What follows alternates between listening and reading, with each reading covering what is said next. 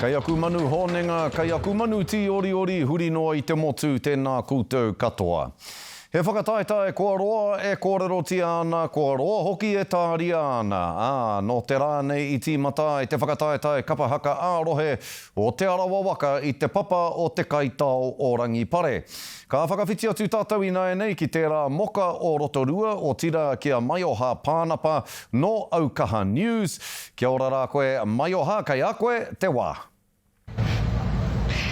Tēnā koe ho, tira tēnā koutou ko mātaki mai nei ai, kei ko nei mātou, kei Te Kaitao o Rangipare, ko tēnei te rā tuatahi mo tēnei te whakataitai ārohe o Te Arawa Waka.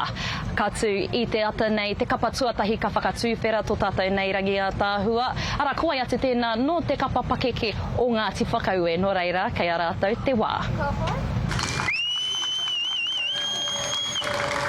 Ko te tangi o te whiu a te kapa pakeke o Ngāti Whakaue e tohu ana I te tīmatanga o te whakataitai kapa haka ārohe o Te Arawa Waka.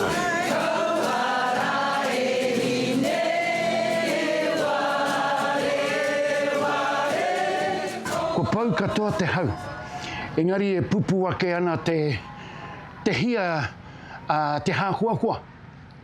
I roto I te āhua o te tū, te hoki tangatu ki konei, ki Kaitao Rangipare, me te tū a ngā Koeke. Ko ngā hapu tonu o Ngāti Whakaue, ngā mana whenua o Te Kaitao o Rangipare nei. E ai ki a Kingi Biro, ko te painga matua o te tū o ngā pakeke, kia whakatīnana I te taira o Ngāti Whakaue. E hara I te mea ko te hia kia kareore haere, kia peke haere, engari ko te tū tika, ko te tū tūturu me te whiua te ringa ki te kawe I ngā kōrero koia te tū o Ngāti Whakaue.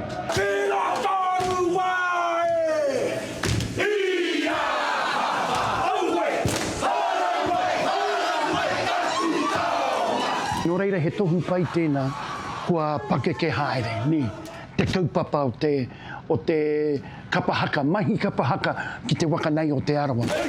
Mei kore ake ko ngā pakeke me ngā kaumātua o te iwi, kua kore pea te kapa haka o Ngāti Whakaue e eke hei toa whakaihu waka o te matatini.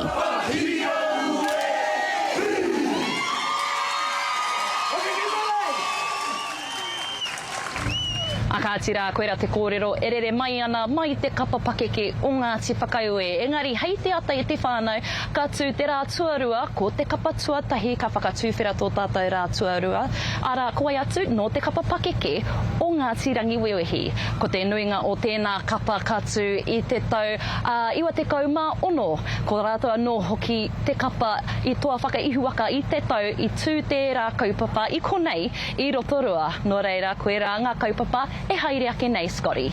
Ka pai, Maioha, e mihi nui atu ana kia koe te tuahine tēnā koe e nā whakamārama kei te maumaharau ki tērā tau te iwa te kauma ono. I reira hau, me tuana ma ngā pū manawa o Te Arawa. Hoi anō, tēnā kōrero tēnā.